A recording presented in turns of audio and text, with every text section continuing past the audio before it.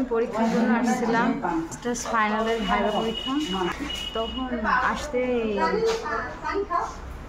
আমাদের এই যে ট্রেন উঠছে গতকাল রাত্রে হঠাৎ করে। আমাদের ডেট ছিল তো 20 তারিখে।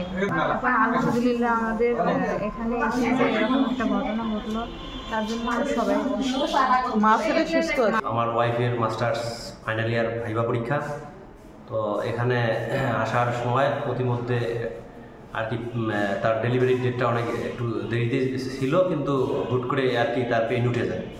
পেইন উঠে যাওয়ার কারণে আমরা যাই হোক টিচারদের সহযোগিতা এবং আমাদের যে এখানে হাদিগন্ধা স্বাস্থ্য কমপ্লেক্স, এখানে আমরা চলে আসি।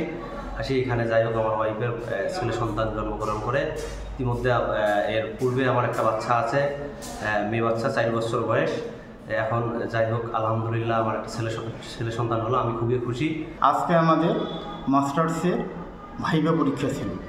এই ভাইভা পরীক্ষায় অনেক ছাত্রছাত্রী ছিল এবং অনেক প্রসূতি মহিলাও ছিল, কিন্তু আমার এক ছাত্রী কুড়িগ্রাম থেকে এসেছে ভাইভা দেওয়ার জন্যে, কিন্তু ভাইভা দিতে এসে রাস্তায় তার প্রসব ব্যথা ওঠে এবং আমরা সকল শিক্ষক মিলে তাকে হাতিবান্ধা মেডিকেলে ভর্তি করে এবং সে সুস্থভাবে